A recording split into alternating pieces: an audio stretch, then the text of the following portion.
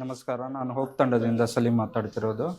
ಸುಮಾರು 10 ವರ್ಷಗಳಿಂದ ನಾವೆಲ್ಲ ಫ್ರೆಂಡ್ಸ್ ಒಂದು ಗ್ರೂಪ್ ಮಾಡಿ ಹೋಪ್ ಸಂಸ್ಥೆ ಹೆಲ್ಪಿಂಗ್ ಔಟ್ ಪಬ್ಲಿಕ್ಸ್ ಎಫೆಕ್ಟಿವ್ಲಿ ಅಂತ ಒಂದು ಗ್ರೂಪ್ ಮಾಡಿಕೊಂಡು ಸೊಸೈಟಿಗೋಸ್ಕರ ಏನಾದರೂ ಕಾಂಟ್ರಿಬ್ಯೂಟ್ ಮಾಡೋಣ ಅಂತ ಪ್ರತಿ ತಿಂಗಳ 4th ಸ್ಯಾಟರ್ಡೆ ಈ ಥರ ಒಂದು ಗ್ರಾಮೀಣ ಪ್ರದೇಶದಲ್ಲಿ ಸರ್ಕಾರಿ ಸ್ಕೂಲ್ಗಳಿಗೆ ವಿಸಿಟ್ ಮಾಡಿ ಅಲ್ಲಿ ಏನು ರಿಕ್ವೈರ್ಮೆಂಟ್ ಇದೆ ಅಂತ ಕೇಳಿ ಆ ರಿಕ್ವೈರ್ಮೆಂಟನ್ನು ಫುಲ್ಫಿಲ್ ಮಾಡ್ಕೊಂಡು ಬರ್ತಾಯಿದ್ದೀರಿ.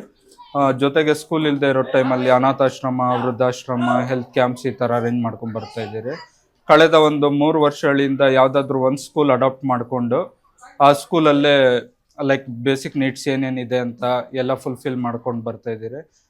ಲಾಸ್ಟ್ ಜೂನ್ಗೆ ಈ ಮಳಮೇಡು ಸ್ಕೂಲ್ನ ಅಡಾಪ್ಟ್ ಮಾಡ್ಕೊಂಡಿದ್ದೀರಿ.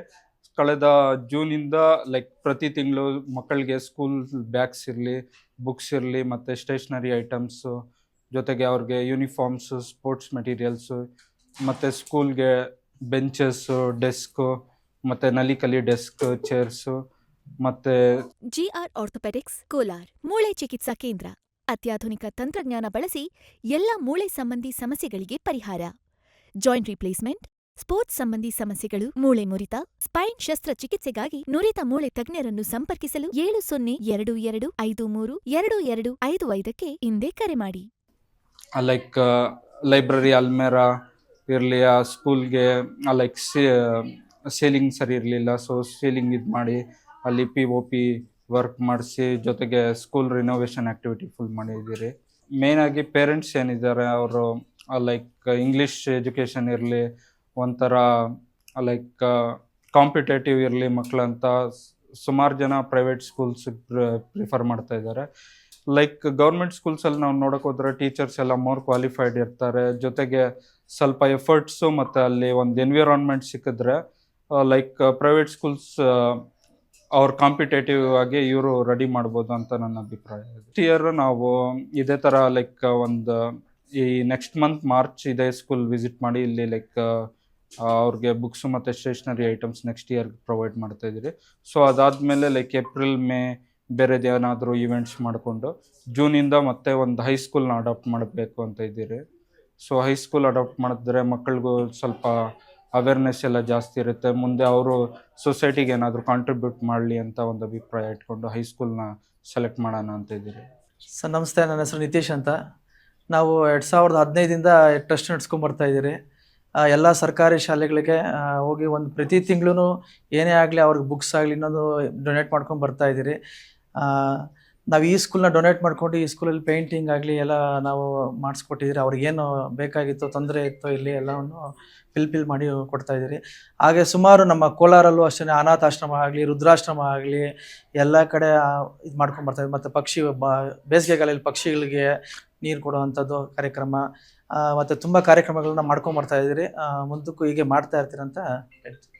ಆರ್ ವಿ ರವಿಕುಮಾರ್, ಮುಖ್ಯೋಪಾಧ್ಯಾಯರು, ಸರ್ಕಾರಿ ಕಿರಿಯ ಪ್ರಾಥಮಿಕ ಶಾಲೆ ಮರಳಮೇಡು. ಈ ಶಾಲೆಗೆ ಹೋಪ್ ಟ್ರಸ್ಟಿಂದ ಅವರೇ ಒಂದು ಶಾಲೆಗಳನ್ನು ಹುಡುಕೊಂಡು ಯಾವ ಶಾಲೆ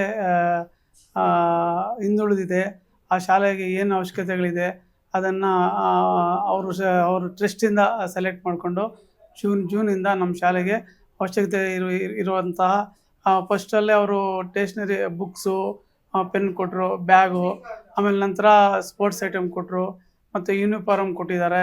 ಆಮೇಲೆ ನಮಗೆ ವಸ್ತುಗಳಲ್ಲಿ ಇಟ್ಕೊಳ್ಳೋಕ್ಕೆ ಕಬೋರ್ಡ್ ಬೇಕು ಅಂದಾಗ ಕಬೋರ್ಡನ್ನು ಮಾಡಿಕೊಟ್ಟಿದ್ದಾರೆ. ಮತ್ತು ಮಕ್ಕಳು ಕೆಳಗಡೆ ಕೂತ್ಕೊತಾ ಇದ್ದಾರೆ, ಅವರಿಗೆ ಡೆಸ್ಕ್ ಬೇಕು ಅಂದಾಗ ಅವ್ರ ಡೆಸ್ಕ್ ಕೂಡ ನಮಗೆ ಕೊಟ್ಟಿದ್ದಾರೆ.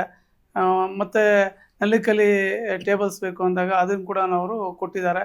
ಮತ್ತು ಅವರು ಈ ಕೊಟ್ಟ ಮೇಲೆ ಬಂದು ಕೂಡ ಮಕ್ಕಳು ಯಾವ ರೀತಿ ಓದ್ತಾ ಇದ್ದಾರೆ, ಏನು ಒಂದು ತಿಂಗಳಿಂದ ಇನ್ನೊಂದು ತಿಂಗಳಿಗೆ ಯಾವ ರೀತಿ ಇಂಪ್ರೂವ್ ಆಗಿದ್ದಾರೆ ಅಂಥೇಳಿ ಚೆಕ್ ಮಾಡ್ತಾರೆ. ಚೆಕ್ ಮಾಡಿ ಮತ್ತು ಇದು ಈಗ ಪೇಂಟ್ಸ್ ಎಲ್ಲ ಮಾಡಿಸ್ಕೊಟ್ಟಿದ್ದಾರೆ, ತುಂಬ ಚೆನ್ನಾಗಿ ಮಾಡಿಕೊಟ್ಟಿದ್ದಾರೆ. ನಮ್ಗೆ ಎಷ್ಟು ಅವಶ್ಯಕತೆ ಇದೋ ಅದು ನೀವು ಮಾಡಿಸ್ಕೊಳ್ಳಿ ಅಂತ ಹೇಳಿದ್ದಾರೆ. ನಾವು ಆ ರೀತಿ ಮಾಡಿಸ್ಕೊಂಡಿದ್ವಿ. ಅವರಿಂದ ನಮಗೆ ತುಂಬ ಅನುಕೂಲ ಆಗೈತೆ. ಅವ್ರಿಗೆ ನಮ್ಮಿಂದ ಅಭಿನಂದನೆಗಳು.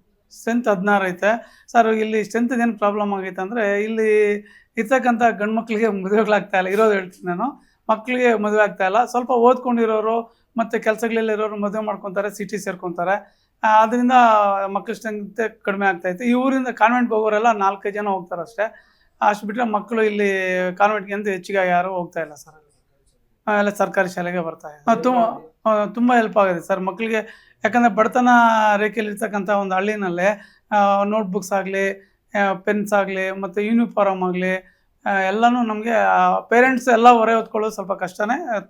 ತಂದ್ಕೊಡ್ತಾರೆ ಈಗ. ಆದರೆ ಇವರಿಂದ ನಮ್ಗೆ ತುಂಬ ಅನುಕೂಲ ಆಯಿತು, ಊರಿನವ್ರಿಗೂ ಹೊರೆ ಕಡಿಮೆ ಆಯಿತು.